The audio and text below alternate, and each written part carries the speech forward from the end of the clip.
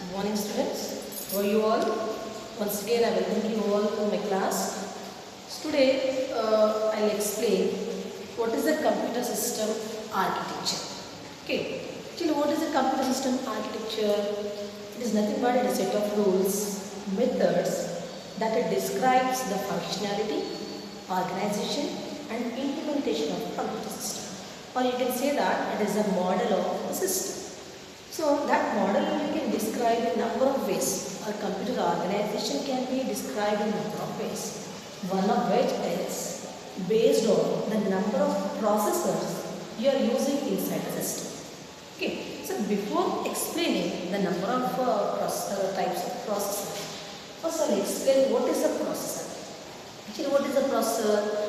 Processor is a chip. Actually, it is called as an IC chip. It is an integrated electronic circuits which performs all the arithmetic and the logical operations inside the system. So whatever calculations, whatever computations we are getting from a system, that computations are done by the processor. Okay, so it depends on the number of processor you are using inside the system. Here we have three categories, types of processors. How many types of processor we have? There are three types of processors. One is preforms. There is a single processor system. The next multi-processor system, and the third one is a cluster processor. Single processor. Single processor is nothing but the system which is using only one CPU and one processor inside the CPU is called as a single processor system. So inside a single processor we have only one CPU and one processor. Second one is only one, it is the processor. Only one process it will execute at a time. Example, you are watching a movie and at the same time you have opened MS Word application. At a time it can process only one process. Already I have explained what is the process. Process is a program in execution. Means the task which is waiting for which is in a processor. Okay. So using a single process system, only one task is done by the processor at a time.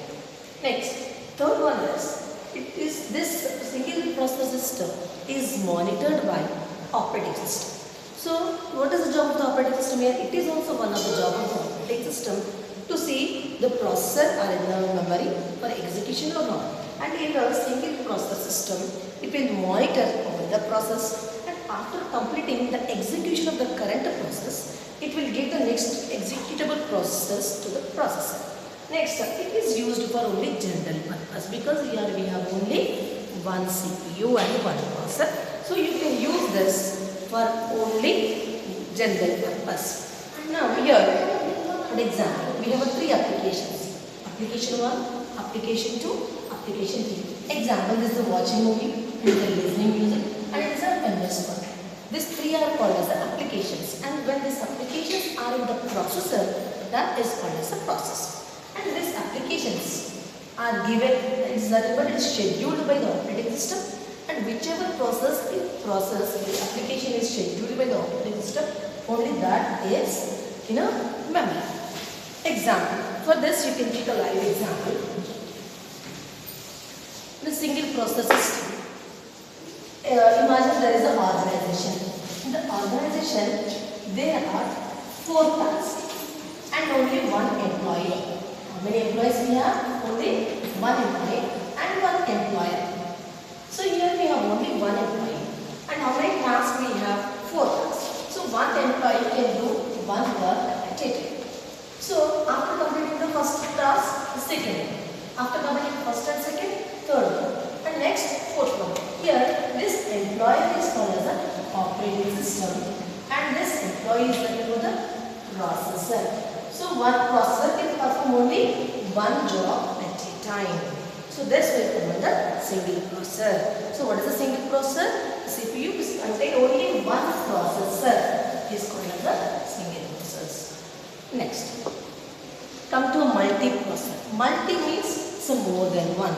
If any CPU or any system contain more than one processor, will come under multi-process system. So in multi-process system, it is also called as parallel system. Parallel. And it is also called as tightly coupled system.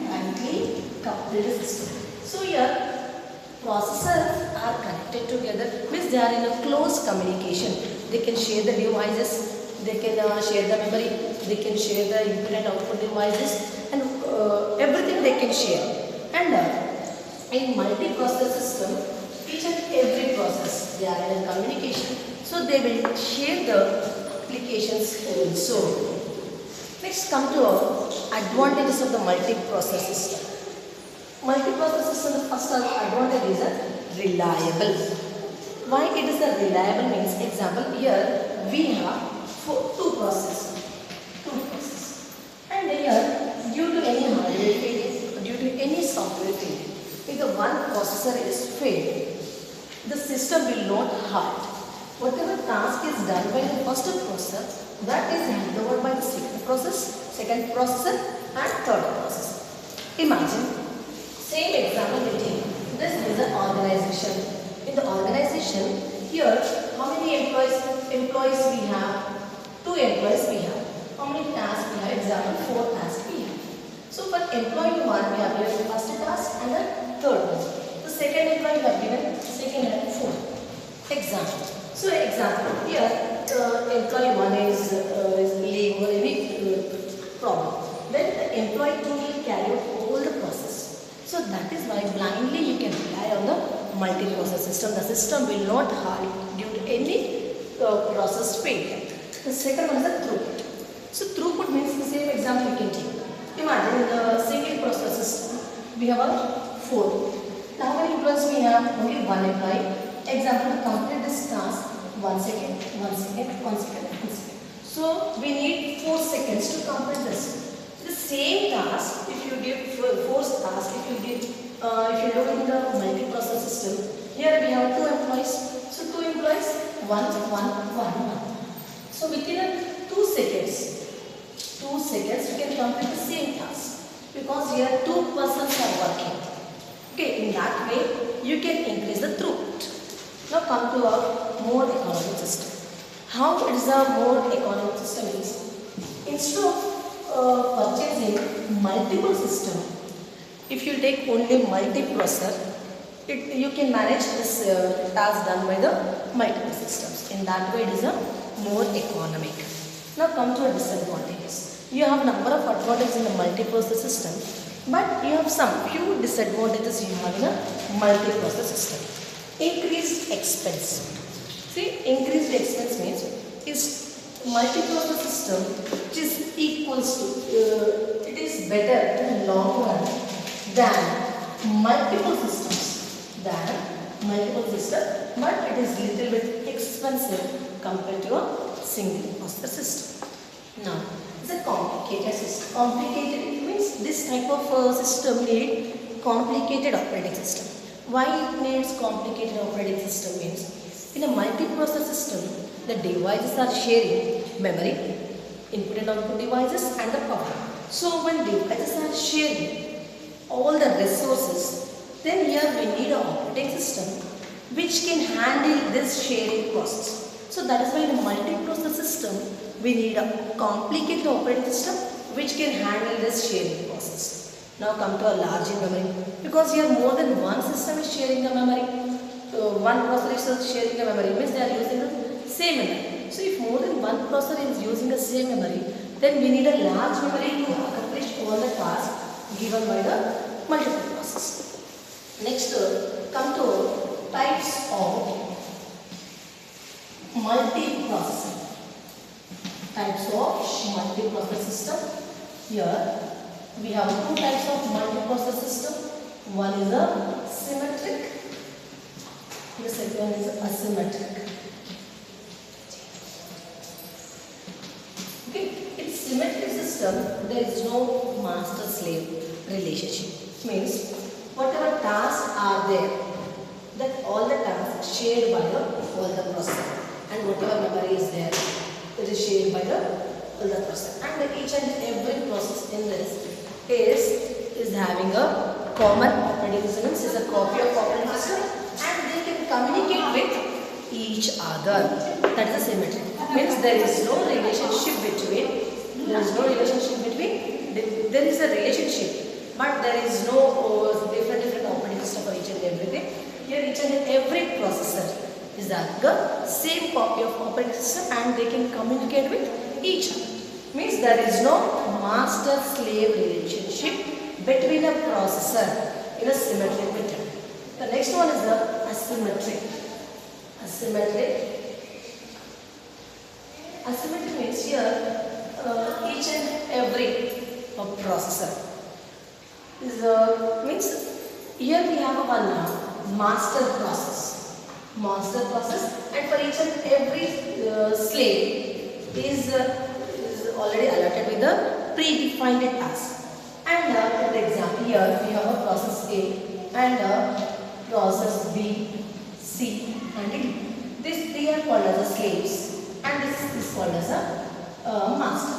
So in a asymmetric method, this B, C, D already predefined the task is given by the A, and A will monitor B, C and D, and whatever work you are giving to B, C and D, that is done by the A. That is the master-slave relationship. Now the last one is the clustered system. Clustered. Okay. Actually, cluster means no. It is the group. So it is similar to multi-processor system, because in clustered system also we are using multiple CPUs. But what is the main difference between this is here group of system. More than one system is connected to a group is group of system. And it is similar to multi-processor. What is the main difference? Here more than one system is connected to is grouped and grouped with common devices, common memory, common devices, or you can say that common resources. And in a clustered system, for all the nodes, actually in a clustered system, if multiple CPUs are there, that each and every CPU is called as a node. So in each and every node, cluster software is loaded, and the cluster software will monitor the nodes, neighbor nodes, it will monitor, and whenever it required to perform any task, it will give the response it will give. That is called as the clustered system architecture. In cluster system architecture also, there are two types. One is symmetric clustered system. Again, there are two types. One is symmetric, same like multiprocessor. Second is asymmetric. So in symmetric, again, whatever nodes are there, each and every node monitors neighbor nodes, other nodes, and it is required, it will respond to any action. And in case of asymmetric, again it is a master-slave. Example A, B, C, D. And here this A is called as the fail-safe system. Fail-safe system means in a clustered system, if server fails due to any reason, actually it is called as a standby system and fail-safe system also. So due to any reason, if server fails, that place is taken by the safe system. It is called as a safe system or standby system. And here, except the monitoring, here A will monitor B, C and D. Except monitoring, it will do only the monitoring. The remaining nodes, they will perform the actions, applications. So this is about computer system architecture. So what is a computer system architecture? A set of rules which describe the functions, methods, the implementation of system, or it is a model of the system. How many models we have? How many models we have? Different models we have. Out of which here we are discussing about sync based on the processor we are explaining. Okay, how many types of processor we have? Single processor, multiple processor or it's a multi-processor. The third one is a cluster. In a single processor system, how many processors we have? Only one processor, and at a time it can process only one process. And next you can use these systems for only one application. To general purpose applications you can use. Next, come to a multiprocessor. In a multiprocessor system, how many processors we have? It is more than one. Okay, and connected together, and they will share all the devices. Whatever devices we have, input output devices, and CPU we have. Next, memory we have, power supply. Means whatever resources you have inside the system, all the resources are shared by the processor. Next, what advantages we have in a multiprocessor? Reliable, throughput, and more economy. Disadvantages: increased expensive. Next, complicated operating system is needed. Large in memory. How many types of multiprocessor we have? Symmetric and asymmetric. In a asymmetric system, there is a master-slave relationship between a processor. In a symmetric, there is no master-slave relationship. Each and every processor maintains the copy of operating system and they can communicate with each other. Now come to a clustered processor. In a clustered processor system, more than one system or 3 or 4 systems are grouped together. And for that group, the devices are given. They will share the same memory, same input and output devices are given. And here in clustered operating system, in a clustered system architecture, there is a clustered software that is loaded in each and every node. Means whatever systems are connected together, that is called as a node. So for each and every node, clustered software is loaded, and that clustered software will monitor the remaining nodes.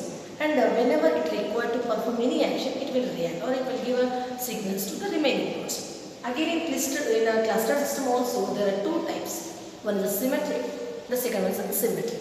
Again, same as in a multi-processor system, asymmetric, there is a master-slave relationship, and a master node is called as fault-safe or standby system. Means due to any technical reason or due to any system software problem, if the server fails, that place is taken by the standby system. And next, in a symmetric, each and every node communicate with each other, and if there is any hardware failure, the next node, whatever there is in the cluster, that will respond to a system. I hope you all understood. The next class will continue.